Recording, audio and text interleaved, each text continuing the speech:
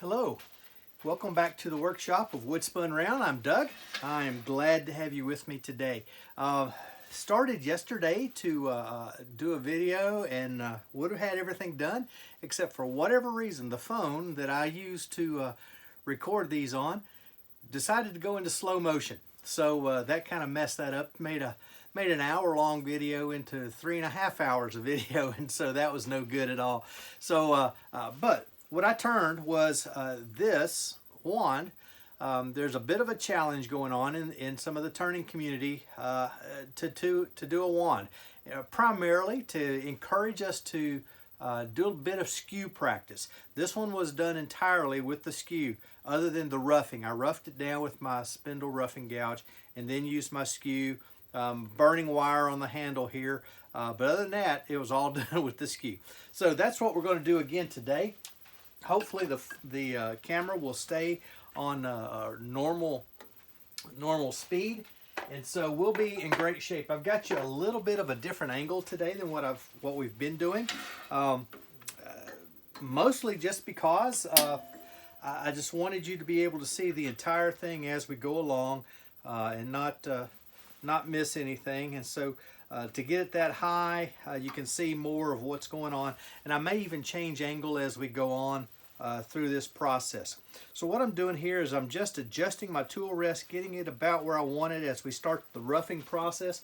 Again, I'm going to use the spindle roughing gouge. Turn the lathe on, get my drink out of the way. One, I don't want chips in it. Two, I don't want to spill it. I've already spilt it once. I'm going to turn my speed up to about 1,000, or actually I'm going to turn it down to start with. We'll turn it on.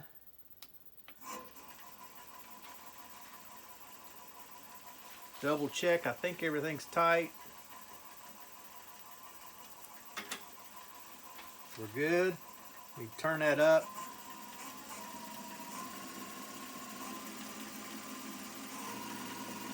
That's at 1,200 RPMs. Get my shield, get it put on. I was going to say too, I know there's a bit of it washes out on this end just a little bit. I can't help that. That's the way my lights are. And so we're going to go with that for right now. Let's rough it down.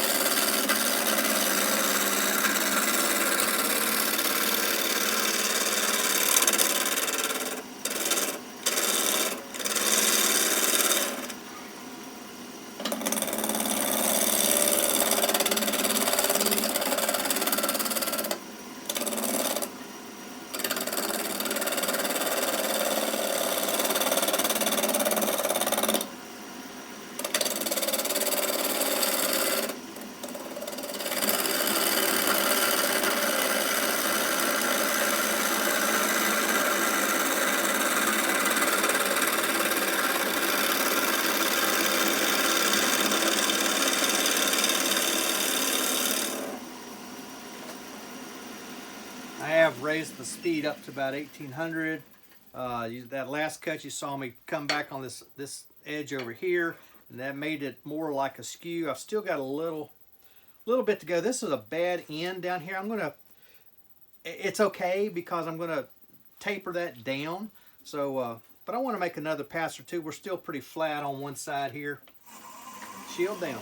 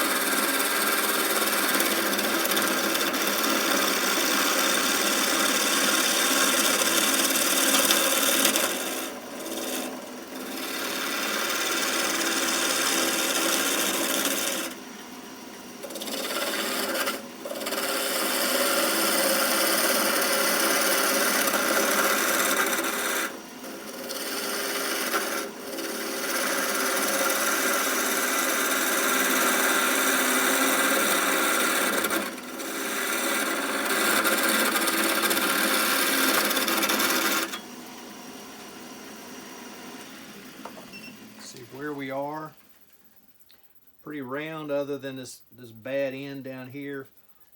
There again, I'm using this back edge, kind of got it turned so it's cutting like a skew.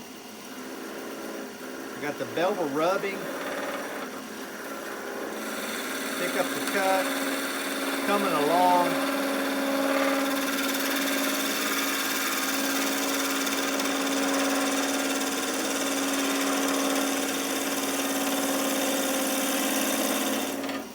You probably noticed a little bit of shine develop down through this section right here. It's because I was cutting very smoothly.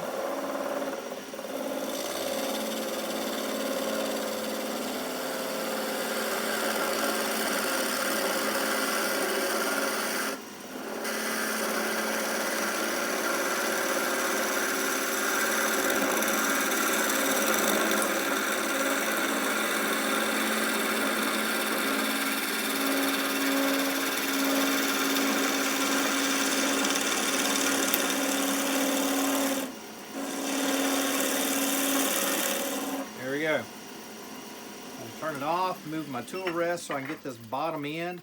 I just want to get it round. I'm not worried about getting it this small as this, but I want this round. This is going to be the handle end of my wand. This is going to be the taper, though, the actual wand part. But let's get this part round first.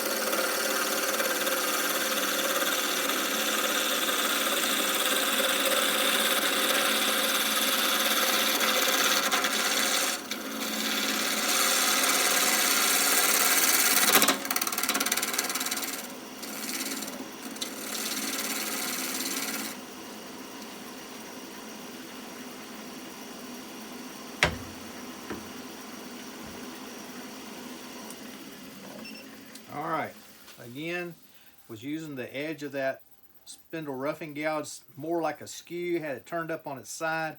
It's not perfect. The spindle roughing gouge is just that. It's a roughing tool. It's not a finishing tool at all. The skew is a finishing tool on the other hand. I'm going to make some marks on here just using the toe of my skew. Just want to give myself some reference marks for waist and rough handle shape or idea. It's going to be some waist. It's going to be the end of my handle. Let's put the front of the handle up here. I made the other handle just a touch small.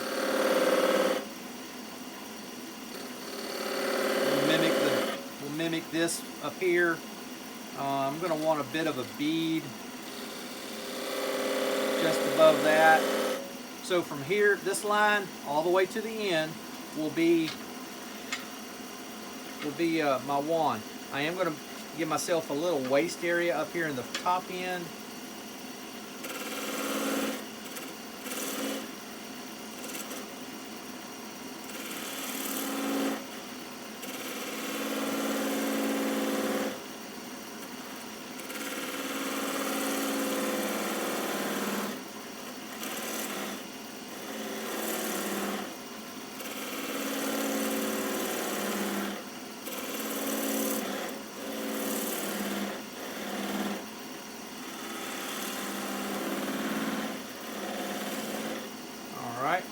This gives me a good mark where the end of my wand is going to be.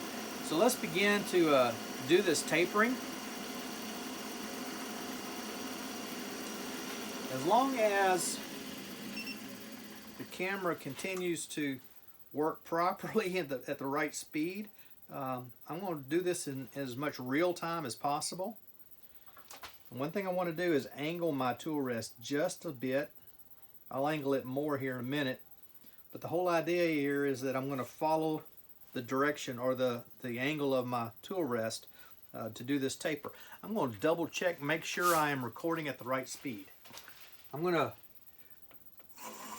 increase my speed even more. I'm going to go to 2400. There we go. Shield down.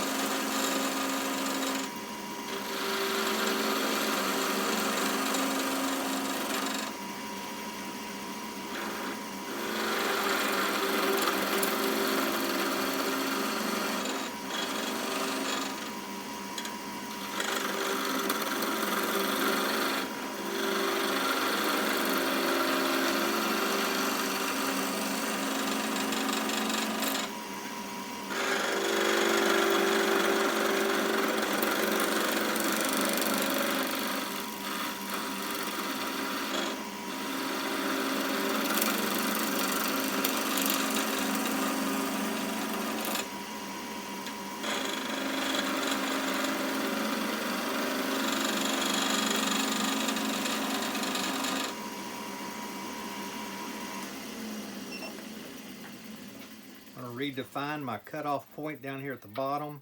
I've run out. Just want to redefine that.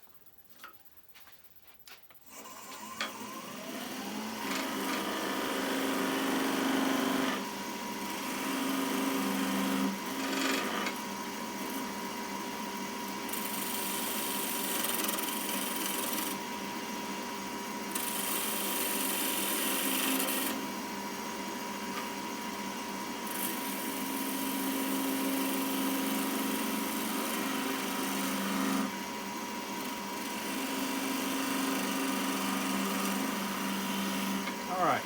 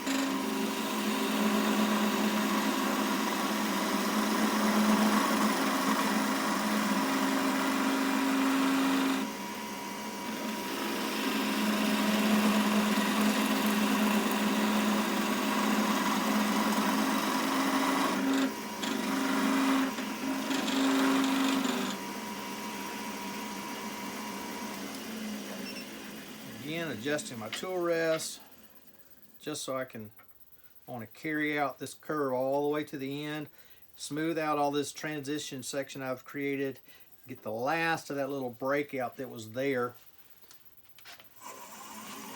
We're almost done with the wand part.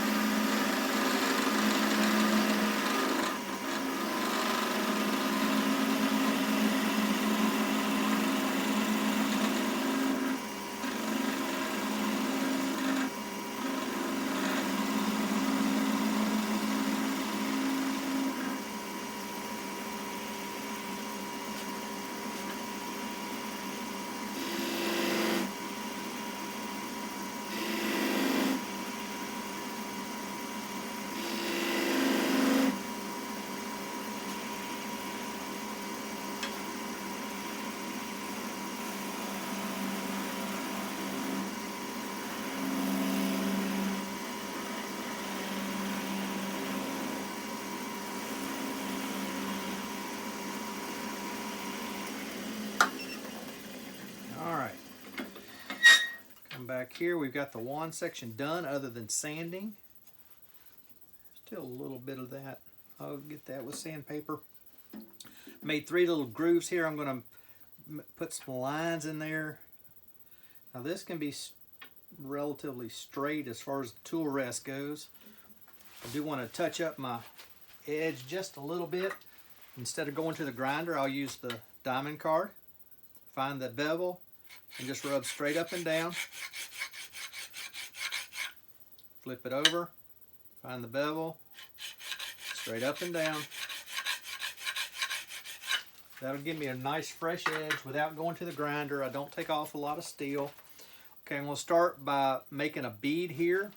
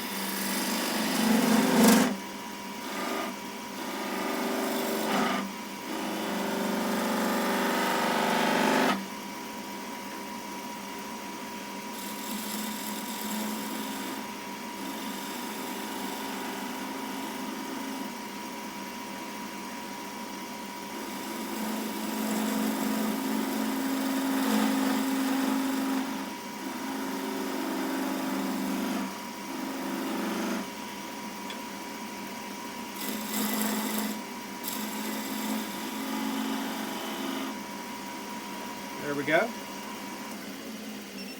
Just want to take a look. I got a little lump right there. I could sand that out, but I think I'll knock that off with the Skew just because.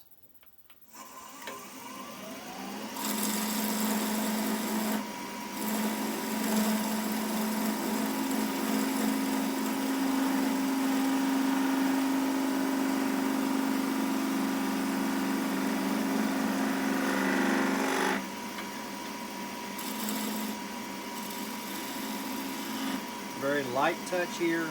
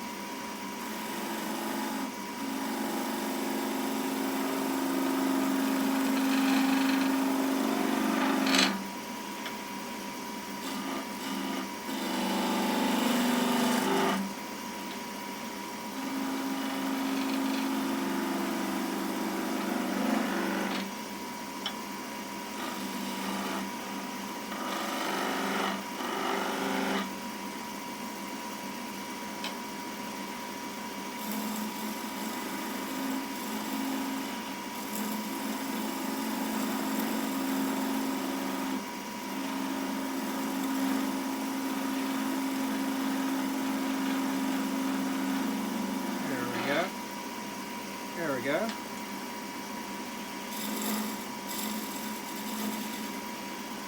All right. Now I want to make like a little, I'm not sure what it would be called here. Pummel maybe?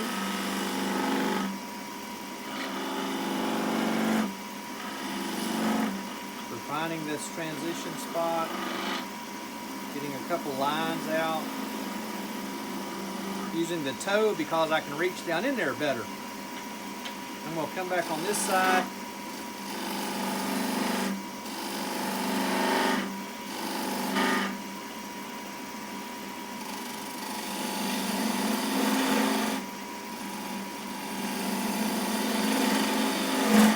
Series of V-cuts just to deepen and define this spot. All this handle is going to get greatly reduced anyway. Let's roll that over.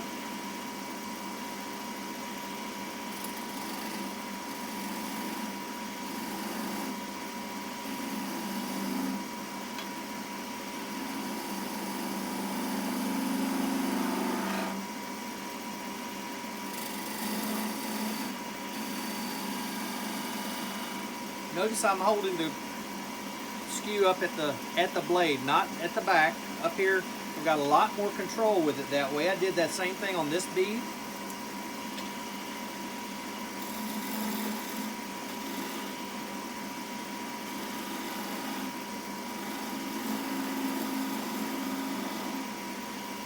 There we go. All right, same thing down here. I'm going to pull my mask down. In fact, I'm going to hit my diamond stone again.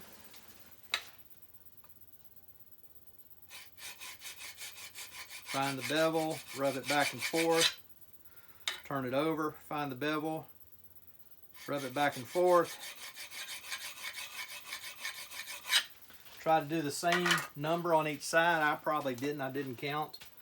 All right, let's do this one, and then we'll work on the handle itself.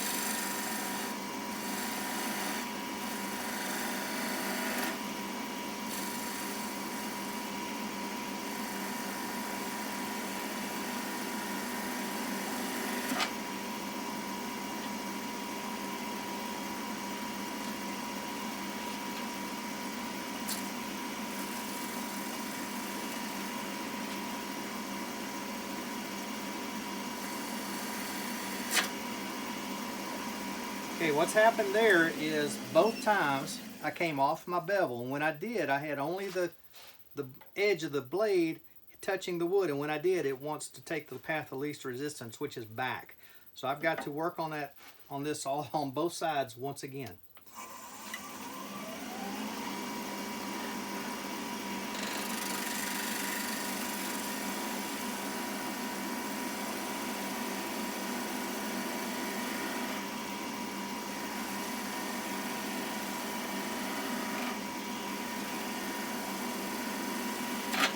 I did it again.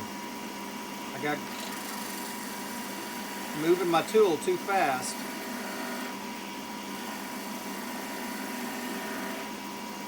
Switch over to the toe because I can reach down in there a little bit better. Raising my handle. There we go. Same thing on this side.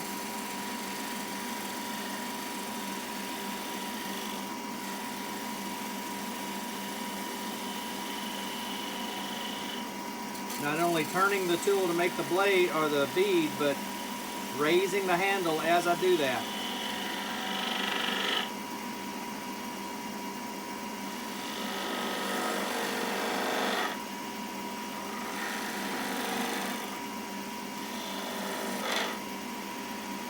Kind of flattening off the back side of this bead.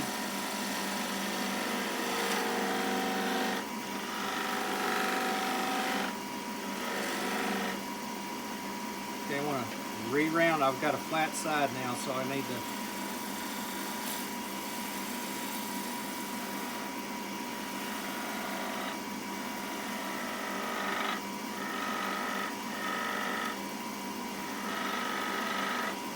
All right, let's turn the handle down.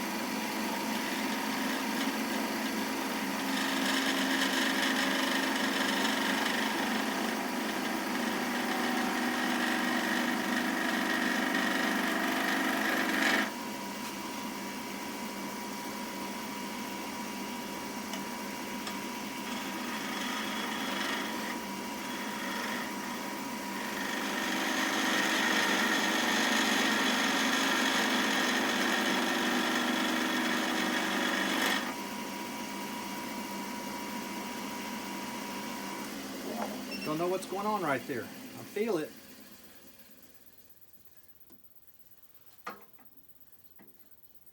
Huh. I think it's just a place in the grain that doesn't want to smooth out. All right, I'm gonna make a couple of lines in this handle, then we'll burn them.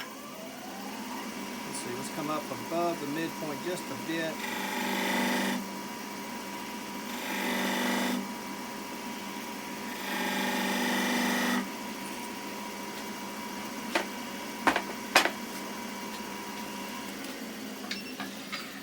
Tail rest out of the way.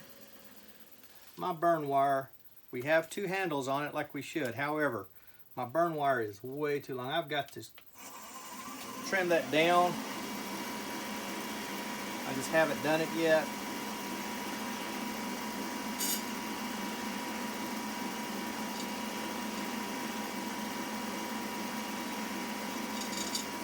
Well, what's going on here?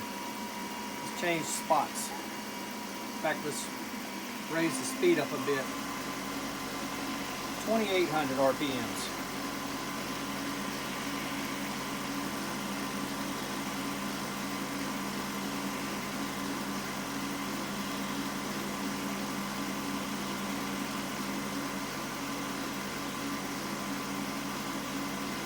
Huh.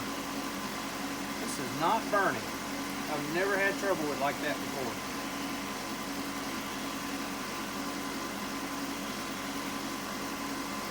Little different tactic.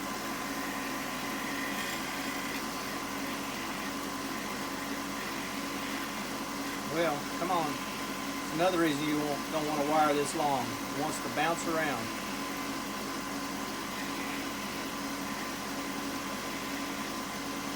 Here we go. One lined up.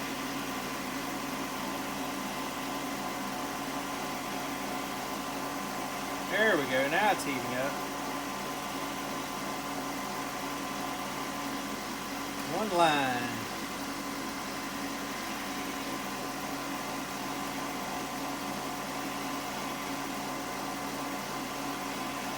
Two lines.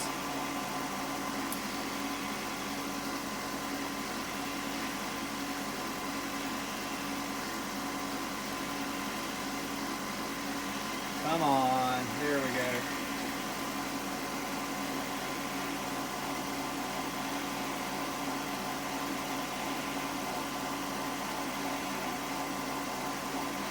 Here's the smoke. Always looking for that smoke. And then I'm looking under the wire and see that my line is nice and dark. Switch sides here just because. Alright. Using the same part of the wire, hoping that it stays warm. It doesn't take as long to heat up.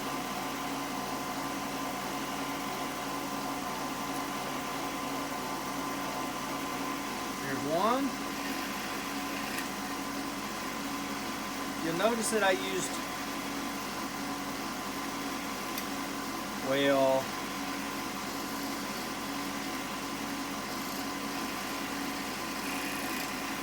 I used 3 in both places, 3 lines. There's a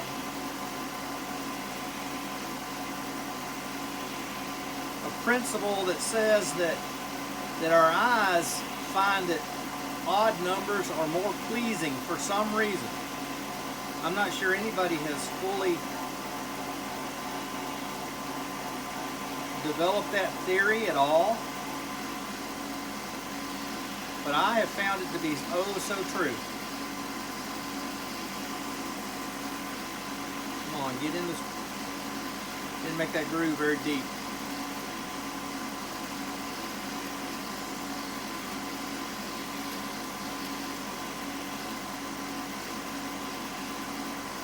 Well, what is wrong? Am I nervous? There we go. No. As soon as I get it started, I'll get off this wire and get back in my.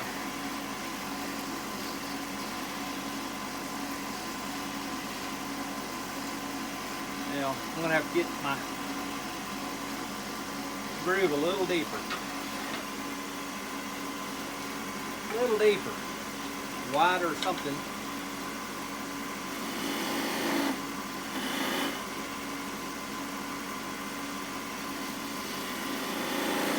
There we go.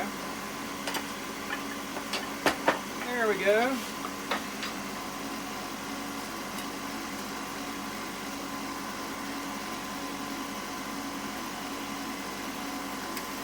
So, when you're doing burn lines, or any kind of decorative line for that matter,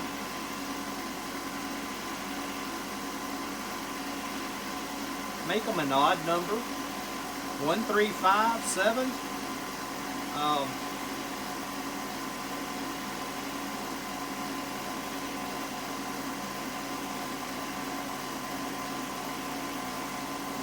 That way the eye will find it a bit more pleasing. Well, I've been considering changing the wires anyway. This one is burnt pretty much from end to end. And it's just taking longer and longer to build that friction so that I get a bit of burn. When I do, it gets really hot and wants to burn down into the wood. So I'll be doing a new wire before long. All right, turn my speed down considerably. Doesn't have to be that slow, but I don't know. That's just where I come from. 100 grit, where we're going to start. I'm not going to spend a lot of time sanding. This is a wand. It's not a piece of art.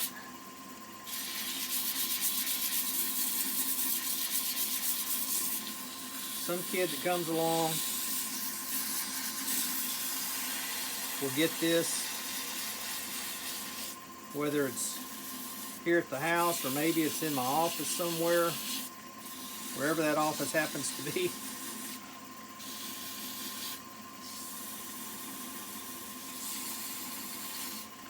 Just wanting to take the high spots off, more or less. Want a bit of a homogeneous surface so that it all looks the same from end to end.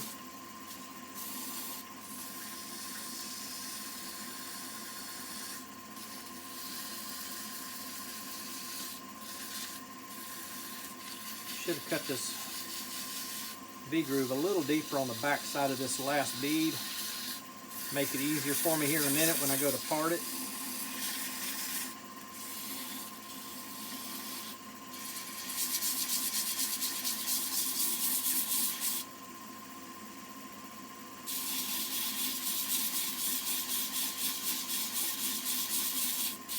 What we're going to do is speed it up just a touch, since this is a relatively small spindle, and as you go toward the center of anything, the speed is slower and slower.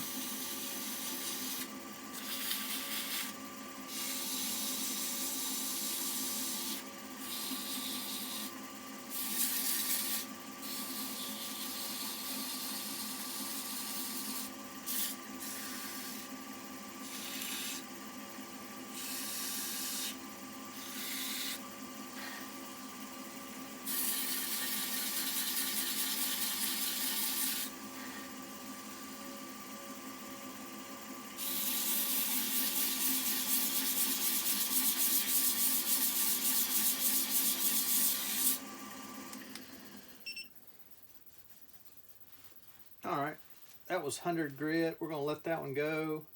150.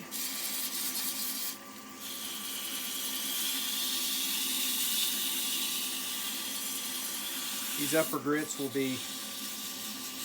be a little quicker. First grit should always take longer than the rest of them.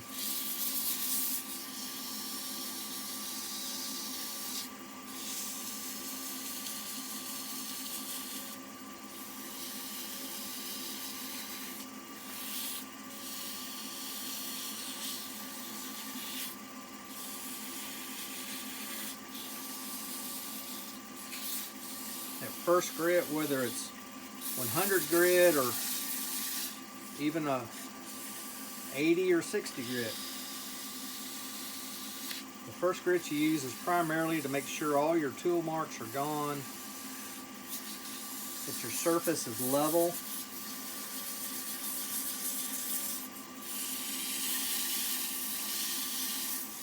then all the subsequent grits after that are to take out the scratches from the grit before it. So I started with 100. That got my tool marks, got my surface level. 150 is taking out the marks from the 100.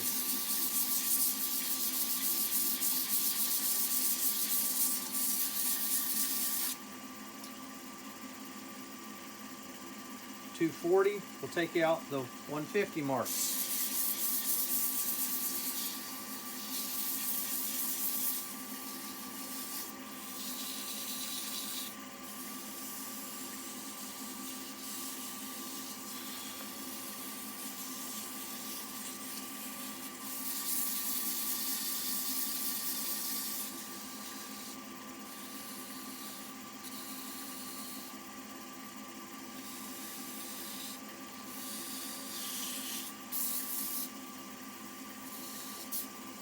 To feel this, it's getting smoother and smoother every grit.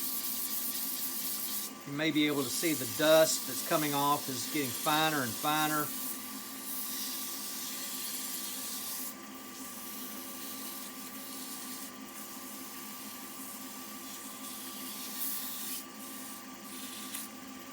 So Brian, Mark, Rob,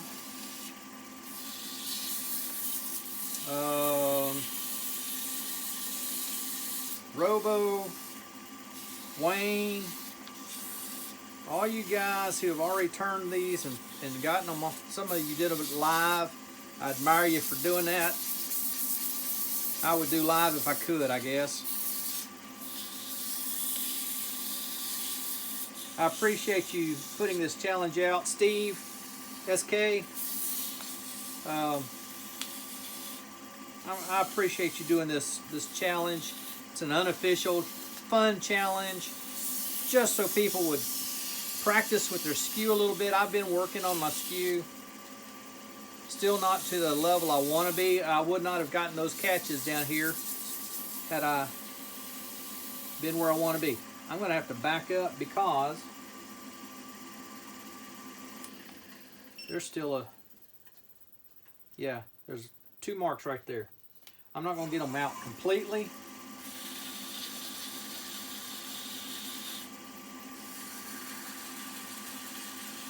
But I am going to work on them. They were a bit thick. I don't know why I didn't put my finger on that feel earlier. Really ought to turn them off with a skew. They're that deep. But like I said, I'm not going to worry about it too awful much. This is not a piece of art. Much as anything, it's a toy. We might use it as a spurtle. Spurtle is basically a stirring implement.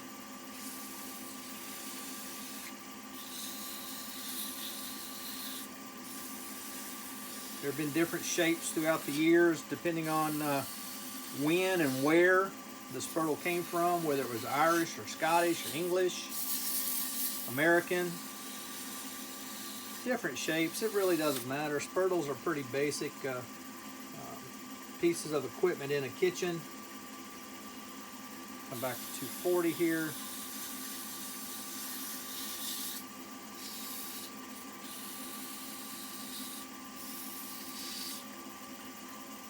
Like I said, those marks are not gone, but they're much, much better than they were. Hit it with 320. We're going to do a very simple finish on this.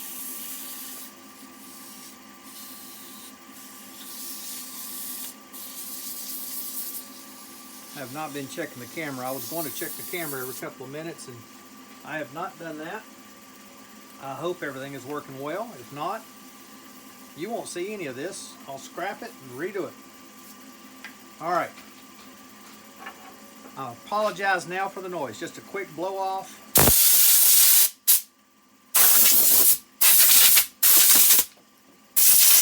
All right. That's all of that.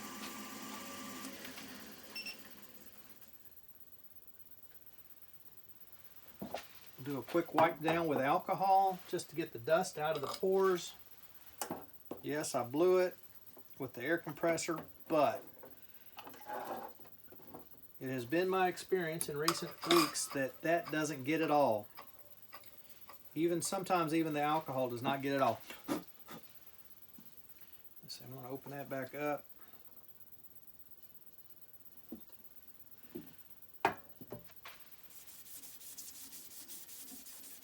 I didn't tell you before, this is simple construction pine. Piece of 2x8, I believe. Came off of a construction site. Donated to the cause, so to speak. I did not steal it. It was given. Freely given. Alright, tearing my rag up here. But I am getting us some dust off of there.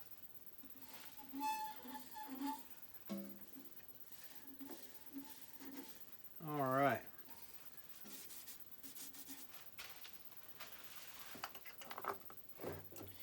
And then, that was a cleaning. Now what we'll use is a little Howard's Feeding Wax. Just a very simple orange oil and wax mixture. The label does say that it has some petroleum distillates in it. If I was going to use this in the kitchen, if I plan to use it in the kitchen, I would probably not use this. However, I've been known to use other things.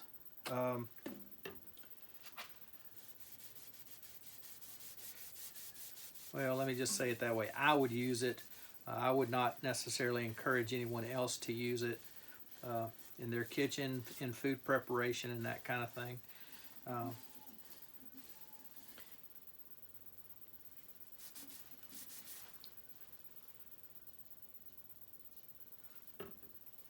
This smells good. It's got some orange oil in it.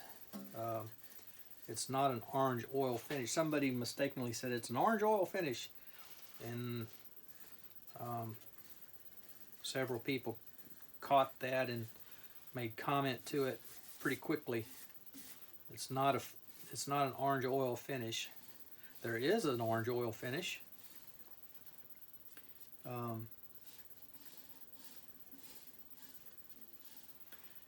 Let's see, right in this area, these two, between these two beads, 3 beads, that little area is quite tight. There we go, now we got finish on it.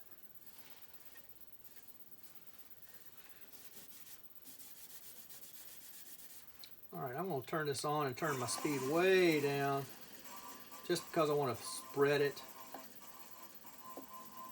That says 235.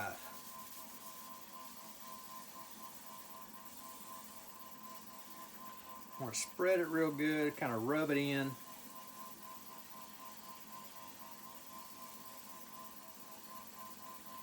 And really this should sit on here about 20 minutes and then come back and buff it off. What I'm going to do is grab another, there it is. Didn't think I had another cut piece of paper towel, but I do. Turn my speed back up a bit.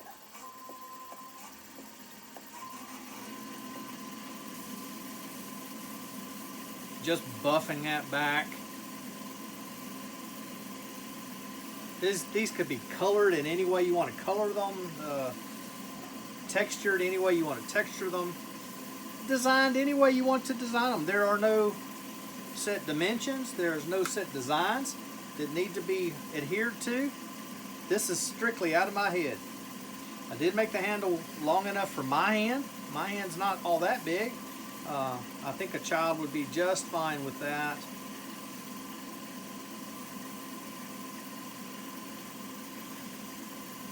Alright, this buffing is as much to dry this as much as anything. Typically, like I said, you let it sit for about 20 minutes, come back, give it a good buff. It will not shine, but you'll get a nice glow out of the wood. Alright. That being that,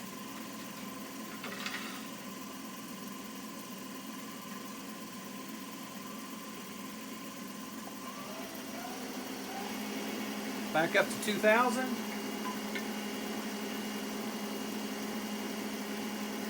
I was going to use my little micro skew, but I'm going to continue with this one. My shield needs to be down.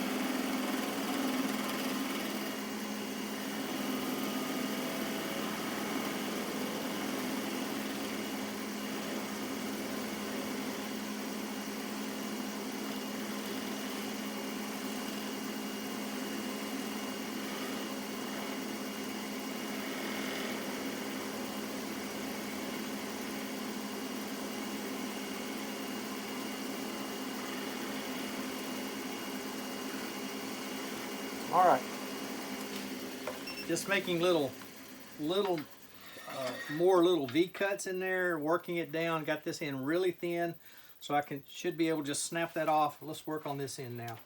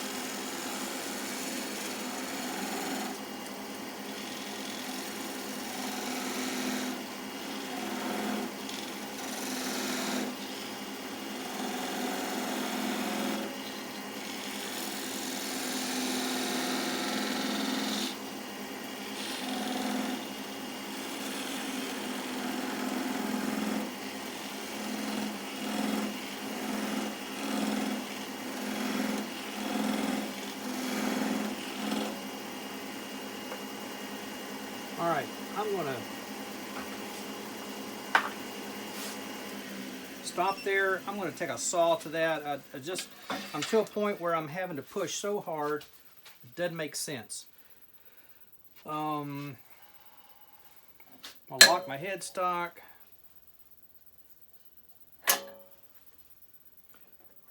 Slightly take pressure off of my tailstock.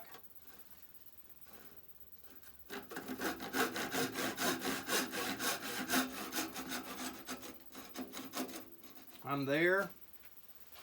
I knew it wouldn't take much because I was pretty close. I can loosen my head or my tailstock the rest of the way. The back end will come right off. I can hand sand that. The tip end, simply break that off. Again, hand sand that. So there it is. That's a wand turned real time. The spindle roughing gouge to rough it down to basic size, and then the skew used for everything else except for burning my lines, which was done with my burning wire. Hope you've enjoyed that. Maybe you can take the challenge as well. Go out and do your shop. Turn your wand. Try to use your Skew as much as possible. You may not have ever used it before. In fact, I watched a fellow just a few minutes ago. He went out and bought a Skew just for this challenge, brand new. But he did an excellent job, did a fine job on turning his wand down to shape with his Skew. So I'm sure he's proud of that. Let me invite you to Worldwide Woodturners as well. Worldwide Woodturners is a club that meets virtually. We meet on Zoom on Wednesday nights, starting at 6 o'clock. No, that's not right. Starting at 7 o'clock Eastern Time, 6 o'clock Central, 7 o'clock Eastern Time. You just go to the website, worldwidewoodturners.org, O-R-G. Scroll down just a little bit and you'll see a button in the middle of the page that says Go to Meeting. You click on that button and that will take you straight into the meeting. One of the moderators will admit you in. There's no password, there's no secret handshake, no dues. This is a free club, totally free. We have a demonstration virtually every week, have gallery every single week. We talk about problems, celebrate new accomplishments, all of those kinds of things. Right now we're working on wig stands for cancer patients, but also freedom pins. So both of those, we have the information on the website. We will celebrate those in the meeting if you come and join us. We'd love to have you. Like I said, it costs you nothing. If you can't be there at 7 o'clock, that's okay. Come when you can. We try to shut the doors down, shut everything down about 10 o'clock. That's not to cut anybody out. It's just because really we got to have a cutoff time somewhere. So 10 o'clock is our time, and we cut that off pretty consistently. So you come and join us, spend as much time or as little time as you'd like. Jump into the fray. You'll have a great time. Show us some of your work. We want to celebrate that with you. So this is Doug at Wood Spun Round. Until next time, I hope you're able to spin 'em round.